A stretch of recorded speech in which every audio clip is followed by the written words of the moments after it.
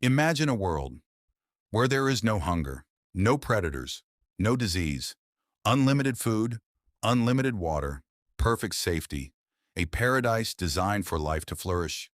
Now imagine that paradise becomes a graveyard, not because something entered it, but because something disappeared. This wasn't science fiction. It actually happened. And what researchers witnessed still unsettles psychologists decades later. Because this story isn't really about mice. It's about what happens when a civilization loses its reason to live. In the late 1960s, American ethologist John B. Calhoun set out to answer a deceptively simple question. What happens when every physical need is satisfied? To find out, he built what seemed like the perfect world, a carefully designed enclosure, plenty of food, fresh water, comfortable temperatures, safe nesting spaces, no predators, no competition for survival, no natural disasters. Every problem evolution had spent millions of years preparing animals for was gone. At first, it looked like paradise. The mice multiplied rapidly, generation after generation. The population exploded. Everything appeared to be working exactly as expected. Until something strange happened. The population kept growing, but the behavior began to change. Not gradually, abruptly. Aggression increased. Some mice attacked for no obvious reason. Others stopped defending themselves entirely. Mothers abandoned their young. Social bonds collapsed. Many animals withdrew from interaction altogether. The enclosure still contained everything they needed to survive, except something no one had considered measuring: purpose. And then came the group Calhoun would later describe in unforgettable terms. He called them the beautiful ones. At first, that sounds almost hopeful. It wasn't. These mice refused to fight, refused to mate, refused to explore. They spent nearly all their time grooming themselves. Their fur became immaculate. Their bodies remained untouched by scars. They looked perfect, but they contributed nothing. No families, no curiosity, no future. They lived only for comfort. And this is where everything changed. Eventually, birth rates collapsed. Young mice failed to learn normal social behavior. Many couldn't care for offspring. Some never attempted to reproduce at all. The colony still had food, still had water, still had shelter, but the culture that allowed life to continue had broken apart.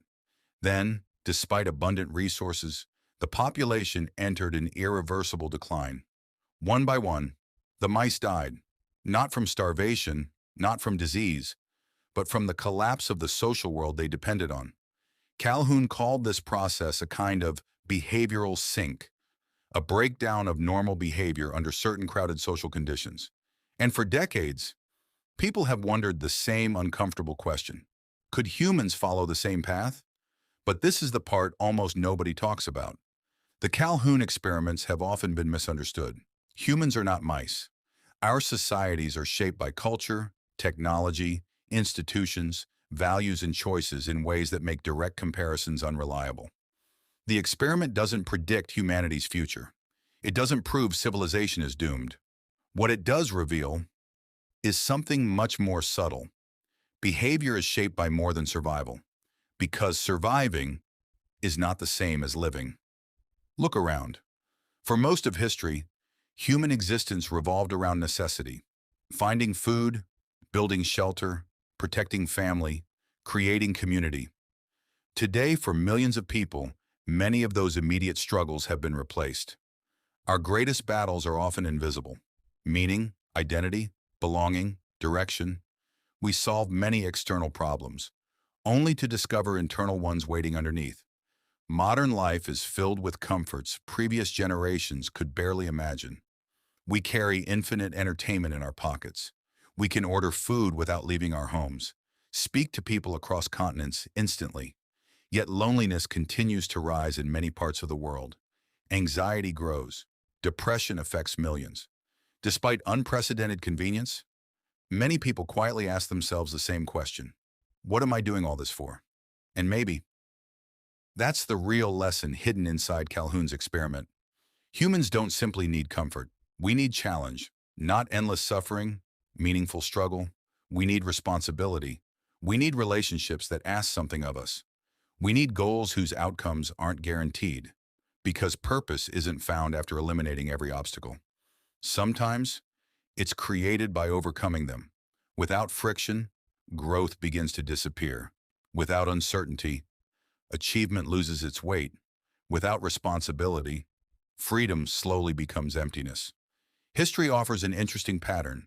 The strongest moments of people's lives rarely come from comfort. They come from raising children, building something difficult, recovering from failure, caring for someone else, creating art, learning a skill, facing fears. None of those experiences are easy. That's precisely why they matter. A meaningful life often demands effort, not because life enjoys making us suffer, but because struggle gives our choices significance. So perhaps the real danger isn't abundance. It's forgetting why abundance exists. Comfort is a tool, not a destination. Technology can make life easier, but it cannot tell us what life is for. Money can buy security, but not purpose. Algorithms can hold our attention, but they cannot decide what deserves it. Those questions remain ours. Maybe that's why the story of Universe 25 still refuses to disappear. Not because it predicts our future, but because it reflects one of our oldest fears. The fear that a life without meaning can slowly collapse from the inside, even when everything on the outside appears perfect. The experiment ends with an empty enclosure. Silent, clean, still full of food, still perfectly safe. A paradise without life. And perhaps the most unsettling question isn't whether humanity will ever resemble Calhoun's mice. It's whether, in our pursuit of making life easier, we're forgetting to make it meaningful. Because civilizations don't survive on comfort alone. They survive on purpose. And maybe the greatest threat to any society isn't running out of resources. It's running out of reasons to use them.